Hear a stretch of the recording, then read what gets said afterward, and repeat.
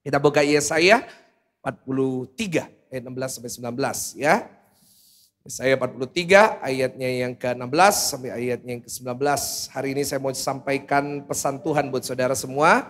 Kita akan baca bergantian, saya 16, saudara 17 dan kita gantian sampai ayat yang ke-19. Ini pesan awal tahun buat saudara semuanya. Saya selalu suka kalau akhir tahun gini saya tidak pergi. Saya selalu ada di Surabaya menemani jemaat karena saya rasa sebuah tanggung jawab sebagai gembala untuk menyampaikan pesan awal tahun buat jemaat. Ya, jadi hari ini saya ada di hadapan saudara untuk menyampaikan pesannya Tuhan. Saya baca 16, saudara 17, kita bergantian. Demikian firman Tuhan. Beginilah firman Tuhan yang telah membuat jalan melalui laut dan melalui air yang hebat. 17, yang menyuruh kereta dan kuda keluar untuk berperang. Juga tentara dan orang gagah mereka terbaring. Tidak dapat bangkit, sudah mati, sudah padam sebagai firman-Nya. Janganlah ingat-ingat hal-hal yang dahulu dan janganlah perhatikan hal-hal yang dari zaman purbakala. Ayat 19, 1, 2, 3 sama-sama. Lihat, aku hendak membuat sesuatu yang baru yang sekarang sudah tumbuh. Belumkah kamu mengetahuinya? Ya, sama-sama. Aku hendak membuat jalan di padang gurun dan sungai-sungai di padang belantara. Saudara, setiap awal tahun saya selalu menyampaikan satu kata yang Tuhan berikan dalam hati saya untuk saya berikan untuk gereja. Saudara, tahun 2020 waktu kita memasuki tahun yang kita tahu hari ini sebagai tahun di mana pandemi dimulai. Saya menyampaikan bahwa tahun 2020 akan menjadi tahun promosi dan percepatan. Dan saudara, kita semua tahu pandemi terjadi. Tetapi firman Tuhan tetap ya dan amin. Tahun 2020 kita lihat GSJS yang sebelumnya dari gereja lokal di Surabaya hari ini memberkati bangsa-bangsa. Kasih tepuk tangan yang paling meriah, tepuk tangan yang paling dahsyat. Dipromosikan sama Tuhan, percepatan Tuhan. Saya juga sudah sampaikan tahun 2021. Saya sampaikan tahun 2021 adalah satu kata yaitu better atau lebih baik. Sama-sama katakan lebih baik. Dan saya melihat juga dari gereja ini dan kehidupan banyak orang-orang Kristen semuanya jadi lebih baik, ya. Yang suka marah jadi lebih sabar, ya kan.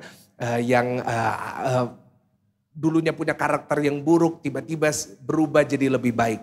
Saudara, 2022 di awal tahun saya juga sudah menyampaikan satu kata yaitu Jireh, Tuhan yang menyediakan. Dan puji Tuhan seperti saudara dengar kesaksian yang sudah saya sampaikan Natal kemarin, bahwa Tuhan menyediakan apa yang gereja ini butuhkan. Dan jemaat juga mengalami Tuhan menyediakan yang mereka butuhkan. Berapa banyak saudara tahun lalu merasakan Tuhan menyediakan yang saudara butuhkan? Lambaikan tangannya. Kasih tepuk tangan yang paling luar biasa. Di sini menunjukkan bahwa setiap visi dan setiap kata yang Tuhan berikan terjadi dalam kehidupan jemaat. Nah, hari ini Tuhan berikan kepada saya satu kata untuk tahun 2023. Tahun yang orang katakan berat ini. Dan ayatnya saya ambil dari ayat 19. Kita buka lagi ayat 19 dikatakan, lihat aku hendak membuat sesuatu yang baru yang sekarang sudah tumbuh. Belumkah kamu mengetahuinya? Ya, aku hendak membuat jalan di padang gurun dan sungai di padang belantara. Saudara, dari ayat ini Tuhan kasih saya satu kata. Bahwa tahun 2023 adalah tahun dengan kata way maker. Atau Tuhan yang membuka jalan. Yang percaya kasih tepuk tangan yang paling meriah, tepuk tangan yang paling dahsyat. He's the way maker. Saya berdoa, saya bernubuat atas setiap kehidupan jemaat Tuhan yang ikut ibadah hari ini. Tahun ini Tuhan akan membukakan jalan buat saudara dan saya. Sekali lagi tepuk tangan yang paling meriah. Kasih tahu kanan kiri saudara, tahun ini Tuhan buka jalan untuk kamu. Saya tidak tahu apa pintu yang tertutup buat saudara tahun 2022. Tapi tahun ini adalah tahunnya di mana Tuhan akan membukakan jalan buat saudara. Karena satu hal yang saya renungkan dalam pelayanan saya, dalam khotbah-khotbah yang saya bawakan. Yaitu Tuhan adalah spesialis membuka jalan di mana tidak ada jalan. Ada lagunya, God will make a way where there seems to be no way. He works in ways we cannot see. He will make a way for me. Semuanya. He will be my guide. Hold me closely to his side. With love and strength For each new day, He will make a way. He will make. Bahasa Indonesianya sama-sama katakan. Dia buka jalan saat tiada jalan. Dengan cara yang ajaib, Dia buka jalan bagiku. Dia menuntunku dan memeluk diriku. Dengan kasih dan kuasanya, semuanya Dia buka jalan. Dia buka. Yang percaya kasih tepuk tangan yang paling meriah. Waymaker. Tuhan yang akan membuka jalan buat saudara dan saya. Bapak Ibu Saudara, ini doa saya buat saudara. Dan ini juga doa saya buat gereja ini. Tahun ini tidak ada yang tahu apa yang akan terjadi. Kita tidak ada di ruangan ini yang tahu setiap hal yang akan terjadi di tahun 2023. Apa yang terjadi bulan Februari, bulan Maret, kita tidak tahu. Saya sudah sampaikan tadi malam di ibadah tutup tahun. Boleh saya lihat berapa banyak yang datang tadi malam di ibadah tutup tahun? Tidak terlalu banyak. Saya sampaikan saudara tadi malam bahwa tahun 2023 adalah tahun di mana banyak ketidakpastian yang ada. Saudara, kita membaca di berita bagaimana tahun ini yang sudah kita masukin hari ini adalah tahun yang penuh kegelapan. Tahun yang penuh dengan resesi. Tahun yang berat buat banyak orang. Dan boleh saya tanya kepada saudara, tolong bantu saya jawab. Kira-kira apa yang dikatakan media, dikatakan berita tentang resesi, tentang tahun gelap. Itu pasti terjadi atau tidak? Boleh lebih keras lagi, pasti terjadi atau enggak? Saya jawab enggak pasti terjadi. Kenapa? Karena semuanya yang dikatakan hanya sebuah prediksi. Dan saya nggak tahu dengan saudara, tapi seringkali prediksi manusia itu sering salah. Benar nggak saudara? Ya, manusia itu bisa salah memprediksi. Kadang-kadang bisa miss gitu. Contoh paling gampang, nggak ada yang memprediksi Mbappe bakal kalah di Piala Dunia saudara. Ya nggak? Siapa pendukung Perancis? Oh, Argentina semua di sini saudara ya. Saya jujur 3 minggu yang lalu saya sangat sedih karena Mbappe kalah. Saya nggak sampaikan sebelumnya di khotbah saya, tapi saya pendukung Perancis sejati saudara. Saya ngefans sama Mbappe. Saya prediksi dia pasti menang. Saya sudah ngomong, pasti Mbappe menang, nggak mungkin. Perancis nggak mungkin kalah sama Argentina. Saudara, pada hari finalnya, kebetulan waktu World Cup finalnya lagi main, itu waktunya saya lagi khotbah di GZS Jakarta saudara.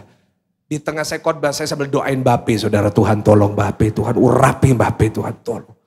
Saudara turun dari khotbah, saya lihat HP saya, skornya berapa? Half time. Hafal kan gini-gini saudara ya kan? 2-0. Waduh, saya begitu lihat itu, saya sedih saudara. Lalu saya langsung di mobil, saya bahasa roh, ya Tuhan. Tolong Mbappe. Bagi manusia mustahil, bagi Tuhan tidak ada yang mustahil. Tuhan berikan hikmat kebijaksanaan. Tuhan urapi kakinya. Bener saudara, saya doa gitu. Bener, setelah saya doa gak lama, skornya berapa? 2-2, karena doa saya. Saya ngomong sama, gak usah tepuk tangan saudara. Akhirnya kalah. Saya doa, 2-2. Aduh, saya senang banget, saya sampai di hotel waktu di PIK. Saya mandi-mandi, wah extra time, saya nonton saudara. Wah akhirnya main-main, skornya berapa? 3-3. Waktu nungguin penalti, sayangnya saya ketiduran. Makanya Perancis kalah saudara. Coba saya bangun, Perancis pasti menang saudara. Ya kan prediksi manusia tentang World Cup semua salah. Ya enggak? Buktinya apa? Saya tahu dari mana.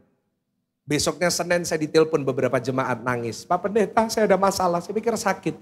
Loh masalah apa? Ya kalah taruhan kemarin. Berapa? 200 juta. Dia bilang, aduh Pak Pendeta tahu gitu 200 juta saya sumbangkan Natal GSJS. Kalau ada malaikat pasti teriak gedabrus. Bohong. Orang mau prediksi apapun bisa salah. Kenapa? Karena di dunia ini gak ada yang pasti. Yang pasti cuma apa? Ketidakpastian. Tapi saudara menurut firman Tuhan ada satu hal yang pasti. memasuki tahun ini Tuhan bersama dengan kita. Dan satu hal juga yang pasti, kalau Tuhan bersama dengan kita akan lihat kebenangan demi kebenangan terjadi dalam hidup kita. Kasih tepuk tangan. Waymaker. Tuhan yang membuka jalan. Dan dari kisah Israel keluar dari Mesir, kita bisa belajar tentang Waymaker. Bagaimana Tuhan membuka jalan. Bukan kebetulan setiap awal tahun kita selalu membahas perjalanan Israel. Karena dari kisah Israel keluar dari Mesir dan masuk tanah perjanjian, kita melihat bagaimana Tuhan membukakan jalan buat mereka. Saudara, firman Tuhan berkata, aku akan membukakan jalan di tengah padang gurun. Aku akan membuka sungai-sungai di padang belantara. Mungkin tahun 2023 adalah tahun di mana kita akan ngalamin yang namanya padang gurun. Mungkin kita ngalamin padang belantara. Mungkin saudara akan kering di dalam pekerjaan, dalam ekonomi saudara. Tapi janji Tuhan, Tuhan selalu akan membuka jalan buat saudara dan saya. Saya bisa katakan itu pasti. Tuhan pasti membuka jalan. Kasih tahu kanan kiri, Tuhan pasti membuka jalan. Kenapa? Karena dialah Alfa dan Omega. Hari ini kita berada di tanggal 1 Januari 2023. Tapi tahukah saudara, Tuhan sudah ada di 31 Desember 2023. Kenapa? Dia sudah ada di masa depan kita, mempersiapkan jalan, membuka jalan untuk memberkati saudara dan saya yang percaya dan mengandalkan Dia. Karena itu hari ini doa saya, saudara dan saya mau berjalan bersama dengan Tuhan. Dan itulah tema dari khotbah saya hari ini. Karena kata buat tahun 2023 adalah pembuka jalan. Hari ini di khotbah saya yang pertama buat tahun ini, saya akan menyampaikan firman Tuhan dengan judul Berjalan dengan Pembuka Jalan. 1, 2, 3 ulangin. Berjalan. Saudara, kalau tahun ini kita jalan sendiri dengan kekuatan kita, banyak kemustahilan, banyak jalan yang akan tertutup. Tapi kalau kita berjalan dengan pembuka jalan, the waymaker, saya percaya jalan-jalan yang sebelumnya tidak ada menjadi ada. Jalan-jalan yang sebelumnya tertutup, Tuhan akan bukakan buat saudara dan saya. Saya berdoa, saudara semua mengalami firman ini. Dan saya mau tutup khotbah ini dengan menunjukkan kepada saudara. Saya akan menceritakan dan menunjukkan ada 3 peristiwa di dalam sejarah orang Israel saat mereka keluar dari Mesir, di mana Tuhan membuka jalan buat mereka. Ada 3 peristiwa yang penting yang kita tadi sudah baca dari ayat 18 dan 19 dari Yesaya 43. Coba kita buka Yesaya 43 ayatnya yang ke-16 dulu. Dikatakan seperti ini, beginilah firman Tuhan yang telah, apa Bapak Ibu Saudara? Membuat jalan melalui laut dan melalui apa saudara? Nah, jadi dari ayat ini, di sini kita bisa tahu peristiwa-peristiwa yang Tuhan maksudkan. Yaitu yang pertama membuka jalan melalui laut dan melalui air yang hebat. Saya mau tunjukkan sama saudara 3 peristiwa ini. Yang pertama kita buka Keluaran 14 ayat yang ke-15 sampai 19. Keluaran pasal yang ke-14 ayat yang ke-15 sampai ayat yang ke-19. Saudara lihat di screen, saya bacakan buat saudara. Berfirmanlah Tuhan kepada Musa, mengapakah engkau berseru-seru demikian kepadaku? Katakanlah kepada orang Israel supaya mereka berangkat. Dan engkau angkatlah tongkatmu dan ulurkanlah tanganmu ke atas laut dan belalah airnya. Sehingga orang Israel akan berjalan dari tengah-tengah laut di tempat kering. Nah ini yang dimaksud oleh Tuhan di Yesaya. Tapi sungguh aku akan mengeraskan hati orang Mesir sehingga mereka menyusul orang Israel. Dan terhadap Firaun dan seluruh pasukannya, keretanya dan orangnya yang berkuda, aku akan menyatakan kemuliaanku. Maka orang Mesir akan mengetahui bahwa akulah Tuhan. Apabila aku memperlihatkan kemuliaanku terhadap Firaun, keretanya dan orangnya yang berkuda. Ayat 19, 1, 2, 3 sama-sama. Kemudian bergeraklah malaikat Allah, aminkan ini. Yang tadinya berjalan di depan tentara orang Israel. Lalu berjalan di belakang mereka. Dan tiang awan itu bergerak dari depan mereka. Lalu berdiri di belakang mereka. Yang setuju sama-sama katakan? Amin. 3 peristiwa yang Tuhan maksud saat dia berkata aku akan membuka jalan. Yang pertama kita sudah membaca. Kapan Tuhan membuka jalan buat orang Israel? Saat Tuhan membelah laut Teberau. Membelah laut apa Bapak Ibu Saudara? Teberau. Kita sudah sering membaca tentang kisah ini saudara. Waktu kita sekolah minggu saya yakin kita udah pernah dengar. Di mana orang Israel harus menyeberangi laut Teberau. Mereka baru keluar dari Mesir setelah 10 tula terjadi dan akhirnya mereka berjalan menuju ke tanah perjanjian. Pada saat mereka memasuki tanah perjanjian, mereka berusaha untuk pakai rute lebih cepat. Kenapa harus lewat laut? Mungkin sudah bertanya. Sederhana, karena mereka cari jalan lebih cepat. Dan akhirnya di saat mereka memilih jalan yang lebih cepat atau shortcut, yang mereka dapatkan adalah laut. Dan di saat itu mereka mau cari jalan yang lain. Tetapi sayangnya adalah di belakang sudah ada tentara Mesir yang mengejar. Karena Firaun menyesal, kenapa aku lepaskan orang Israel? Dan akhirnya apa yang terjadi? Tentara Mesir mengejar mereka. Firman Tuhan berkata seperti ini, Tuhan mengeraskan hati orang Mesir dan menyuruh orang Israel mengejar. Saudara, boleh kita renungkan bahwa in one extent Tuhan sengaja membuat orang Mesir mengejar. Saudara, saya akan jelaskan setelah ini kenapa Tuhan izinkan itu. Mereka menghadapi laut di depan. Mereka mau ke sebelah kiri cari jalan lebih cepat, agak susah. Kenapa? Karena di sebelah kiri ada gunung, di sebelah kanan ada gunung. Saudara, mereka lihat di depan laut, dan saat mereka lihat ke belakang yang ada adalah tentara yang besar. Apa yang terjadi, saudara? Mereka semuanya berdoa.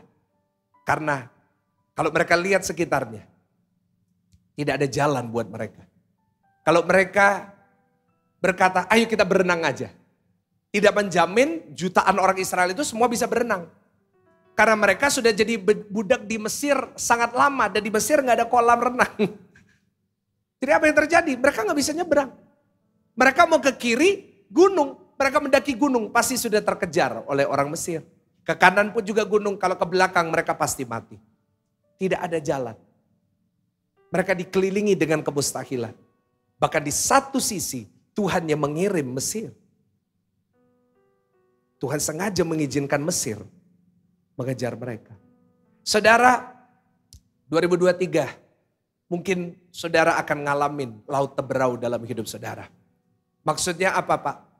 Saya catat di slide bahwa laut teberau melambangkan ujian akibat dari promosi Tuhan. Ulangin sama-sama dengan saya, ujian akibat dari apa, saudara? Kenapa Tuhan izinkan laut teberau? Karena apa yang mereka alamin adalah promosi Tuhan. Mereka baru keluar dari Mesir, mereka masuk tanah perjanjian, itu sebuah promosi. Karena Tuhan sudah berjanji kepada mereka, kau akan terus naik dan tidak turun. Kau akan menjadi kepala, bukan menjadi. Dan saya berdoa tahun ini, saudara makin diangkat Tuhan semakin tinggi. Tapi ingat, setiap promosi datang dengan ujian. Kalau saudara mau naik SMP, saudara harus ngadepin apa? Ujian. Saudara mau lulus S1 harus ngadepin apa? Skripsi. That's the rule. Itu dari dulu Alkitab selalu bicara seperti itu. Kenapa Tuhan sengaja mengirim Mesir? Karena ini adalah ujian. Akibat dari promosi. Tuhan ingin mereka jadi orang yang lebih kuat. Saudara mungkin di tahun ini, saudara akan hadapin ujian. Tapi dengar saya baik. Ujian itu bukan untuk menghancurkan saudara. Tapi ujian itu seringkali menjadi batu loncatan untuk Tuhan mengangkat saudara lebih tinggi lagi. Kasih tepuk tangan yang paling meriah, tepuk tangan yang paling dahsyat. Saudara, setiap kali seseorang mau dipromosikan oleh Tuhan, dia harus ngadepin ujian. Dan tahun ini saat saudara ngalamin masalah, jangan marah sama Tuhan. Saudara beriman aja. Itu adalah cara Tuhan untuk mengangkat hidupku. Tapi sayangnya saudara, orang Israel hampir saja mereka menyerah dan hampir saja mereka tidak melihat Tuhan membuka jalan. Kita tahu ceritanya, di tengah kemustahilan Tuhan tetap membuka jalan. Laut dibukakan, tapi hampir aja mereka tidak mengalami. Kenapa? Reaksi mereka salah. Dan saya khawatir kalau saya tidak menyampaikan ini, saudara juga mungkin punya reaksi yang salah terhadap ujian. Saudara, apa ujian? Apa reaksi mereka terhadap ujian? Kita bisa lihat dari kisahnya. Saya simpulkan aja. Reaksi mereka yang salah apa? Saat menghadapi ujian laut teberau. Yang pertama, mereka menyalahkan orang lain. Dan seringkali saat kita ngadepin masalah, ini reaksi kita nomor satu. Kita kena ujian, kita salahkan orang lain. Orang Israel nyalain Musa. Musa, ngapain kau bawa kami keluar dari Mesir? Loh, itu kan doa mereka. Tapi mereka menyalahkan Musa. Kenapa? Karena kalau orang atau manusia kena masalah, yang paling gampang mereka lakukan adalah cari kambing hitam. Suka nyalain. Banyak suami-suami kalau kena masalah yang disalahin siapa? Istrinya. Ada ibu-ibu yang jawabnya penuh arti, istri. Ada suami yang sial, pekerjaannya gak pernah jalan. Nyalainnya siapa? Istri. Ya, aku nyesel nikah sama kamu. Memang dari dulu udah dibilangin kamu tuh gak hoki buat aku. Dari dulu ongkongku sudah bilang mukamu tuh gak bunder kotak. Apa hubungannya muka bunder dan kotak dengan hoki? Selalu nyalain istri. Kamu tuh gak mau untung. Kamu tuh selalu buat sial lakuin. Istri kalau suaminya ada masalah, tidak malah mendukung, malah ngapain? Menyalahkan. Coba suaminya tiba-tiba bekerja sesuatu, terus ditipu orang. Istri di rumah dikasih tahu, istri ngomong apa? Gak apa-apa sayang, aku percaya meskipun ditipu, patah 1 tumbuh 1000. I love you so much. Gitu? Hah? Coba kalau suaminya ditipu sama temennya, istrinya tahu, istrinya ngomong apa? Bisa omong itu? Aku wis lihat no modelannya gak srek aku. Dari awal itu, kelihatan hidungnya agak terlalu mancung. Orang hidungnya mancung itu suka bohongin orang. Loh, dihubung-hubungkan kan? Ayo, anak-anak salah. Selalu nyalainnya siapa? Orang lain. Coba. Saudara lihat anak saudara, dia rapotnya nilainya 4. Anak saudara ngomong apa waktu dimarahin? Ya, aku akan belajar lebih giat lagi tahun depan gitu. Mah, jangan marah dulu. Aku dapat 4, satu kelas lu 4 semuanya. Selalu nyalain orang. Akhirnya apa yang terjadi? Ribut. Rumah tangga gak ada damai, rumah tangga isinya ngegas. Ada di sini yang rumah tangganya isinya ngegas terus? Kelihatan dari wajahnya saudara. Ada ibu-ibu dari tadi gini. Ya, jangan saling menyalahkan. Ya, saya tahu stres, saya udah capek. Saya tahu capek, tapi gak usah saling menyalahkan. Bayangin kalau sama-sama suka marah gitu. Aduh gak enak. Suami marahin istri, istri gak bisa ngelawan. Istri marahin anak. Bayangin suami marahin istri, istri marahin anak, anak marahin pembantu, pembantu marahin beleki. Aduh. Kan ribut gitu. 4 orang stres, suami stres, istri stres, 2 anak stres. 4 orang stres di rumah kumpul. Rumah itu jadi rumah sakit. Nah saudara ngomong sendiri. Ya kan? Nah jadi gak usah saling nyalain. Ya, kalau kita ngadepin masalah. Yang setuju katakan amin. Yang kedua, kita seringkali suka nyalain diri kita sendiri. Kita suka mengutuki diri kita sendiri. Memang aku ini dasar orang gak ada hokinya. Aku memang dasar orangnya ini memang gak ada gunanya. Aku ini memang bodoh. Aku ini memang dari dulu sial dalam setiap hal yang aku lakukan. Dan yang ketiga, seringkali kita nyalain Tuhan. Ada orang yang doa sama Tuhan, Tuhan kalau Tuhan gak bisa ngatur hidupku, Tuhan turun aku naik aja. Ya kan aku yang ngatur aja, Tuhan ini gimana sih? Nah gitu. Jadi reaksi mereka seperti itu. Mereka nyalain Tuhan, mereka nyalain Musa gitu. Kenapa kok kami dibawa ke padang gurun, lebih baik kami mati. Nah saudara, tapi untungnya yang membuat Tuhan membukakan jalan buat mereka adalah karena reaksi Musa yang benar. Apa reaksinya Musa? Coba lihat Keluaran 14 ayat yang ke-15. Keluaran 14 ayat yang ke-15. Dan saya berdoa ini reaksi saudara dan saya. Dikatakan berfirmanlah Tuhan kepada Musa, mengapakah engkau berseru-seru demikian kepadaku? Katakanlah kepada orang Israel supaya mereka berangkat. 16. Dan engkau angkatlah tongkatmu dan ulurkanlah tanganmu ke atas laut dan belalah airnya. Sehingga orang Israel akan berjalan dari tengah-tengah laut di tempat kering. Nah saudara, di sini kita lihat reaksinya. Yaitu dia minta tuntunan Tuhan. Ulangin sama-sama, dia minta apa saudara? Kasih tahu kanan kiri, minta tuntunan Tuhan. Apapun yang saudara akan lakukan tahun ini, pesan gembala saya buat saudara, selalu minta tuntunannya Tuhan. Dikatakan ayat 15, Keluaran 14-15, dia berseru-seru sama Tuhan. Artinya apa? Dia gak tahu apa yang harus dia lakukan. Musa juga gak tahu gimana bisa ngelewatin laut Teberau. Tapi dia berseru kepada Tuhan. Dia cari Tuhan. Saudara tahun ini kalau saudara ingin melihat waymaker, Tuhan membuka jalan buat saudara. tahun ini apapun yang saudara lakukan, minta tuntunannya Tuhan. Orang yang minta tuntunan Tuhan, orang yang minta hikmat dari Tuhan, Tuhan akan tunjukkan bagaimana dia akan membuka jalan-jalan yang ajaib dalam kehidupannya. Saudara, tahun ini saya rasa kita sangat butuh tuntunan Tuhan. Saya rasa tahun ini kita butuh hikmat dari Tuhan. Kepintaran kita terbatas. Pengalaman jam terbang saudara terbatas. Kenalan saudara terbatas. Tapi kalau kita berjalan dengan tuntunan Tuhan, Dia memberikan kita kuasanya yang tidak terbatas. Kasih tepuk tangan yang paling meriah, tepuk tangan yang paling dahsyat. Saudara, lihat apa yang terjadi. Tuhan bilang, kamu bawa tongkat. Angkat tongkatmu. Pertanyaan saya sederhana, coba renungkan. Kenapa Musa bawa tongkat? Ada yang berpikir? Harun juga bawa tongkat. Nah, saya sebagai pendeta, saya nggak merasa ada kebutuhan untuk saya sebagai hamba Tuhan pakai tongkat. Tapi kenapa Musa, abdi Allah, dia pakai tongkat? Jawabannya sederhana. Karena pada saat Musa melarikan diri dari Mesir, dia tinggal di rumah mertuanya namanya Yitro. Dia kerjanya sebagai apa? Gembala. Gembala kemanapun harus membawa tongkat. Kenapa? Untuk menuntun dan membimbing domba-dombanya. Saudara, kenapa Tuhan bilang angkat tongkatmu? Karena tongkat ini melambangkan tuntunan Tuhan. Di mana dia gembala agung, dia menuntun kita domba-dombanya. Saudara, firman Tuhan berkata kita semuanya ini domba di tengah serigala.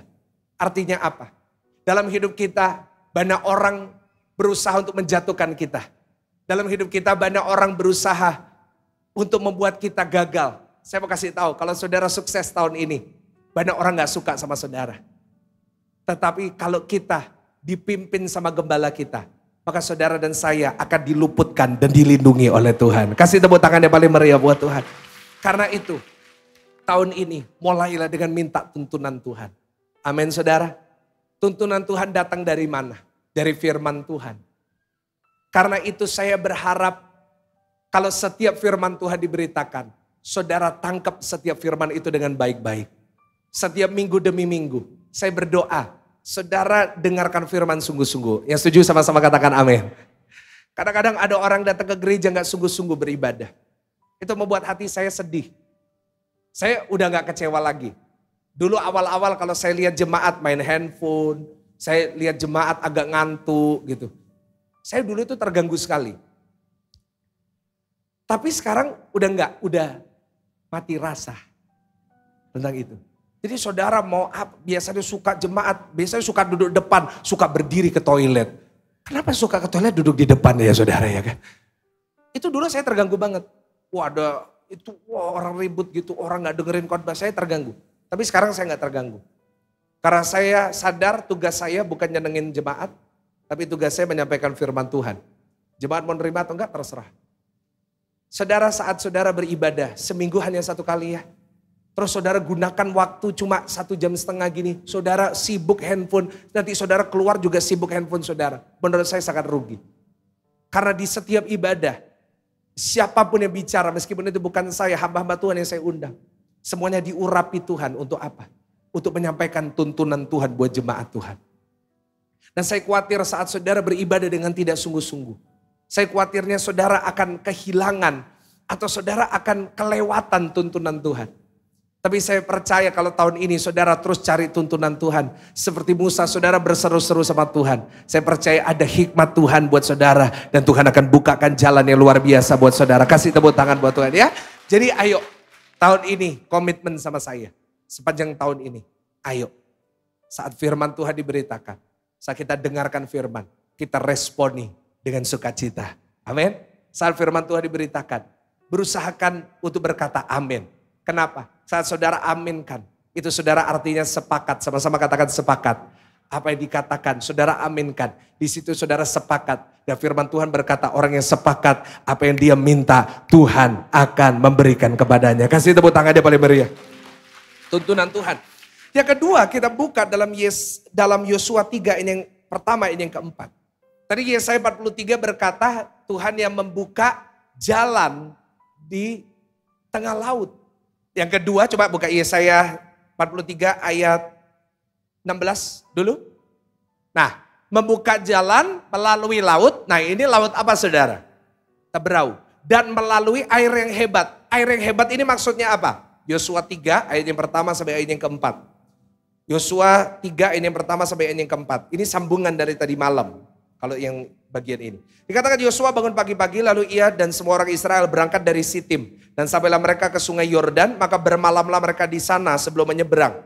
Setelah lewat 3 hari, para pengatur pasukan menjalani seluruh perkemahan.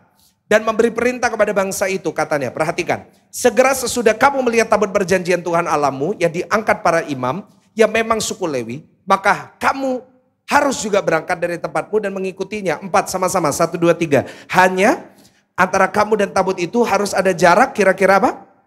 2000 hasta panjangnya. Janganlah mendekatinya, maksudnya supaya apa? Kamu mengetahui jalan yang harus kamu tempuh. Sebab jalan itu belum pernah. Nah gini saudara, apa jalan yang belum pernah kita lalui? 2023. Kita belum pernah melalui 2023. Nah inilah air yang besar, yang kuat. Yang dimaksud Alkitab. Yaitu apa? Yaitu Tuhan membelah sungai Yordan. Air yang hebat yang dimaksud Yesaya 43 itu adalah sungai Yordan. Kenapa sungai Yordan disebut air yang hebat? Karena kalau saudara ke Israel, saudara akan lihat bahwa sungai Yordan adalah sungai yang panjang dan cukup menakutkan kalau saudara lihat di beberapa sisi. Mungkin saudara berkata, Pastor saya lihat Pastor baptis di sungai Yordan gak menakutkan. Nah itu Yardenit saudara, itu hanya satu bagian yang khusus dibersihkan, ya dibuat bagus supaya kita bisa baptis orang di situ. Nah tetapi aslinya sungai Yordan cukup berbahaya. Saudara kalau kita baca di dalam sejarah sungai Yordan ini di bagian di mana perbatasan antara padang gurun dengan tanah perjanjian. Itu airnya sangat kencang sekali. Airnya meluap-luap. Bahkan kecepatannya itu 60 km per jam. Derasnya, derasnya luar biasa. Karena itu disebut air yang hebat. Dalamnya 15 sampai 60 meter. Saudara mungkin jago renang, tapi kalau renang di 60 meter, 60 km per jam kecepatannya pasti kita lewat. Pasti itu kita sudah lewat. Nah ini yang dimaksud di situ. Yaitu sungai Yordan. Begitu menakutkan, sampai coba saudara renungkan lagi. Coba Yosua 3 ayat pertama sampai 2. Dikatakan gini, Yosua bangun pagi-pagi, lalu ia dan semua orang Israel berangkat dari Sitim sampailah mereka ke sungai Yordan. Mereka bermalamlah mereka di sana sebelum apa? Nah jadi mereka bermalam karena mereka mau istirahat dulu besok paginya nyebrang. Tapi coba lihat ayat 2. 1, 2, 3. Setelah lewat berapa? Lihat 3 hari gak jalan-jalan. Mereka maksudnya mau bermalam sebelum nyebrang. Akhirnya dari 1 hari jadi berapa hari? Karena airnya sangat menakutkan. Karena airnya, ombaknya datang tidak ada henti-hentinya. Saudara, sungai Yordan di sini melambangkan apa? Kalau tadi laut Teberau adalah ujian, sungai Yordan di sini melambangkan persoalan yang datangnya bergantian. Ada banyak orang dalam hidupnya mengalami yang namanya sungai Yordan. Apa itu? Masalah datang bergantian dalam hidup. Ada yang ngalamin kayak gitu tahun 2022? Di mana saudara masalah satu belum selesai, masalah berikutnya udah datang. Ya berikutnya belum selesai, berikutnya udah datang. Baru sakit, tiba-tiba anaknya kena masalah. Tiba-tiba suaminya selingkuh. Tiba-tiba istrinya ribut dengan mertua. Dengan orang tuanya. Akhirnya apa yang terjadi? Kita jadi gak bisa gerak. Pernah ngerasa kayak gitu Pak? Kita gak tahu mau gerak, mau maju salah, mundur salah gitu. Serba salah. Itulah sungai Yordan. Orang Israel gak tahu apa yang harus mereka lakukan. Tapi untungnya kembali, reaksi mereka benar. Apa reaksi mereka? Di dalam Yosua 3 ayat 3 sampai 4 tadi. Ayat 3 kita baca, Yosua 3 ayat 3. Dan memberi perintah kepada bangsa itu katanya. Segera sesudah kamu lihat tabut perjanjian Tuhan Allahmu. Ya diangkat para imam. Yang memang suku Lewi. Maka harus juga kamu berangkat dari tempatmu dan mengikutinya. Apa reaksi yang benar saat kita menghadapi sungai Yordan? Yaitu reaksinya Yosua. Yaitu dia mendahulukan Tuhan. Ulangin sama-sama, 1, 2, 3. Apa saudara? Coba ngomong sama kanan kiri, ayo kita dahulukan Tuhan. Saya bangga dengan saudara yang datang hari ini. Karena di hari pertama saudara gak ribut untuk keluar negeri, keluar kota. Tapi saudara hadir untuk mendahulukan Tuhan dan cari Tuhan. Kasih tepuk tangan buat diri saudara sendiri. This is a good start. Ini awal yang bagus. Banyak orang lagi pergi, lagi jalan-jalan. That's okay juga. Tapi saya bangga dengan saudara yang datang. Karena saudara menunjukkan dari apa yang saudara lakukan, saudara hari ini mendahulukan Tuhan. The first thing that you do. Saudara, kalau Tuhan didahulukan, kalau Tuhan berjalan di depan, Tuhan akan buka jalan untuk kita. Kalau Tuhan di belakang, kita nggak tahu jalannya gimana. Kalau saudara ikut tur, saudara keluar negeri ikut tur. Kira-kira tour guide-nya jalannya di depan atau di belakang saudara? Pasti di depan. Kenapa? Karena dia yang tahu jalan. Kita yang nggak tahu. Begitu juga tahun ini. Kita nggak tahu, yang tahu siapa? Jadi apapun yang saudara lakukan, biar dia jalan dulu. Yosua bilang gini, sebelum kamu jalan, I know, mungkin dia berkata, mungkin ada yang pintar renang, jangan jalan dulu. Biar yang jalan dulu siapa? Tabut. Tabut perjanjian, kok bicara tentang Tuhan Pak? Nah, tabut perjanjian itu isinya ada 3. Ada yang tahu nggak isinya apa? Yang pertama tabut perjanjian isinya 2 loh batu. Kita tahu 10 perintah Allah. Siapa firman yang jadi hidup? Yesus. Isi yang kedua, buli-buli berisi manah. Orang Israel dipelihara dengan roti. Rotinya ini gak bisa rusak. Rusaknya kalau udah untuk besok. Rotinya ini dibuli-buli ini gak rusak. Hidup rotinya. Siapa roti kehidupan? Di dalamnya yang ketiga ada tongkat Harun yang bertunas. Dari tongkat mati, kayu mati, keluar kehidupan. Ada tunasnya. Saudara ingat salib? Salib itu kayu mati. Tetapi lewat salib ada kehidupan, lewat kebangkitan Yesus. Dia bicara tentang Yesus. Artinya apa saudara? Dahulukan dia. Dia harus jadi tempat pertama dalam hidup saudara setiap hari. Dia harus jadi yang tempat pertama. Dia harus jadi prioritas dalam hidup kita. Sesuatu kalau jadi prioritas, selalu ada waktu untuk kita lakukan itu. Setuju gak sama saya? Pasti ada waktu. Semua itu tergantung Ada orang waktu lagi sibuk-sibuknya kerja, disuruh check up ke dokter. Selalu bilangnya apa? Gak ada waktu. Tapi begitu satu hari dia kena stroke ringan, saya tanya, ada waktu gak ke dokter? Dia ke Singapura ngantri 6 jam untuk ketemu sama dokter. Kok tiba-tiba ada waktu? Semuanya tergantung apa? Di sini anak-anak muda, misalnya nih yang udah bisa nyetir. Mamanya minta anterin ke salon. Ada waktu gak? Aduh mah tugasnya banyak. Tapi saya mau tanya anak-anak muda, kalau pacarnya yang minta anter, ada waktu nggak? Nungguin 6 jam. Saya sering anterin istri saya, di depan itu ada laki-laki, cowok-cowok muda itu mukanya gitu. Nungguin. Kenapa tiba-tiba ada waktu? Prioritas. Semua itu tergantung prioritas. Karena itu kalau saudara ibadah, saudara bilang sama saya nggak ada waktu, sorry. Omong.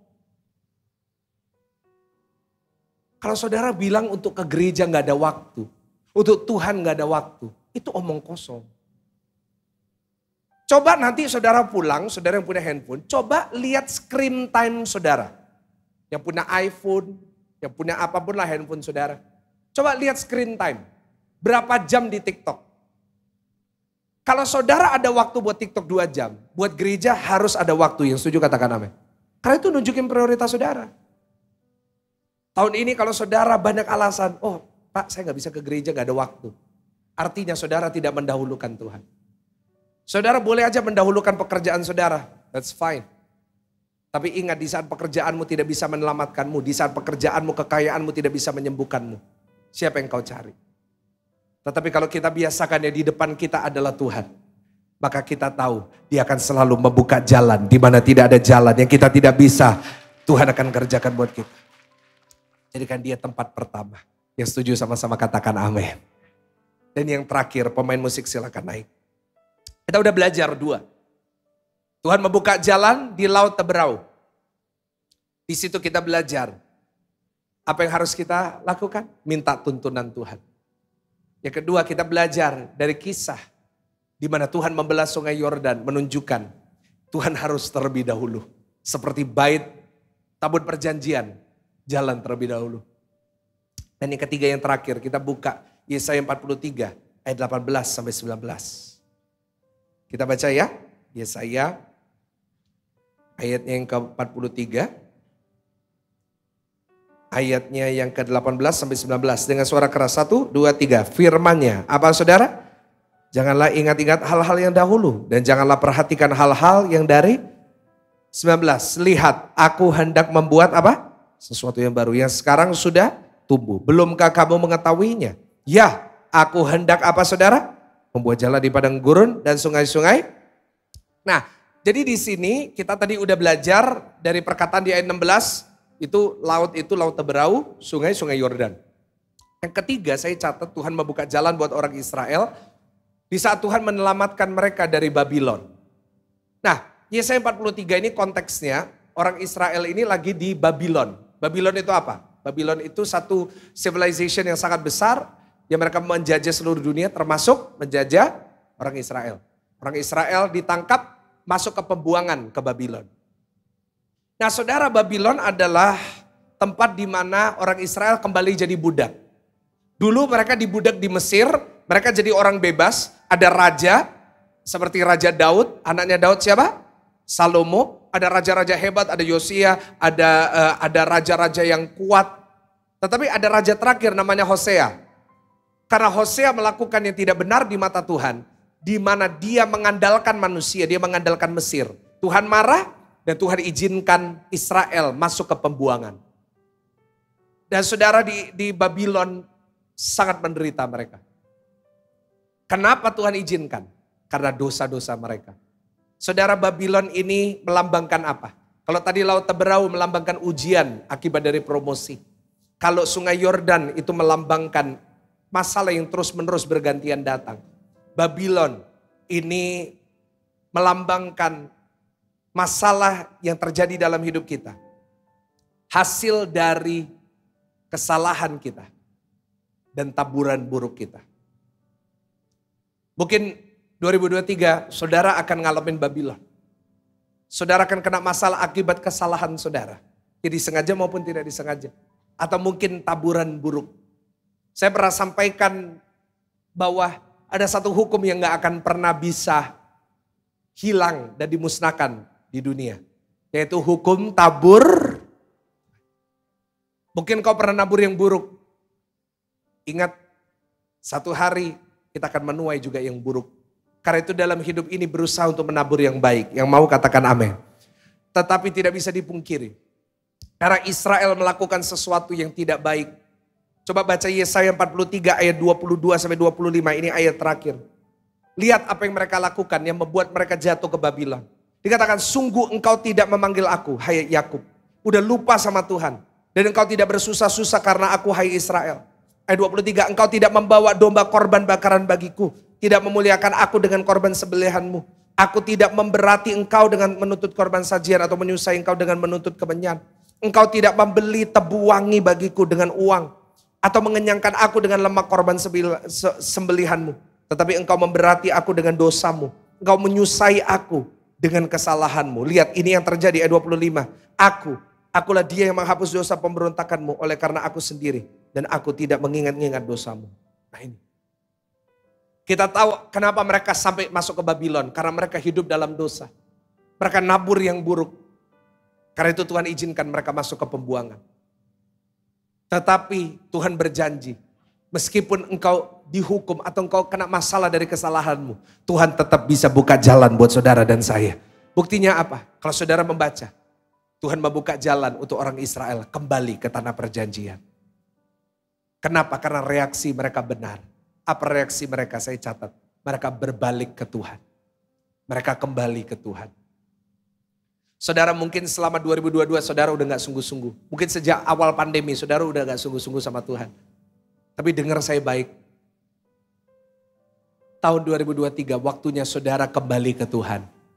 Waktunya kita kembali cari Tuhan. Yang setuju katakan amin. Mungkin engkau pernah melakukan kesalahan. Tapi sekarang waktunya kita kembali ke jalan yang benar. Mungkin engkau selama ini hidup dalam dosa. Engkau hidup dalam perzinahan. Pak, kalau engkau hidup dalam perzinahan, ingat apa yang engkau tabur, Pak. Mungkin selama ini engkau hidup suka menipu orang, suka merugikan orang. Saya mau katakan belum terlambat. Kenapa? Karena tadi di ayat 25 dikatakan ada Tuhan yang mengampuni dosa saudara dan saya. Saat kita mau berbalik kepada Tuhan, kita percaya kepada Yesus, Dia akan membuka jalan dan mengampuni saudara dan saya. Kasih tepuk tangan sambil kita bangkit berdiri. Sambil kita bangkit berdiri. Berapa banyak yang percaya? Tahun ini Tuhan akan buka jalan buat kita. Kasih tepuk tangan buat Tuhan.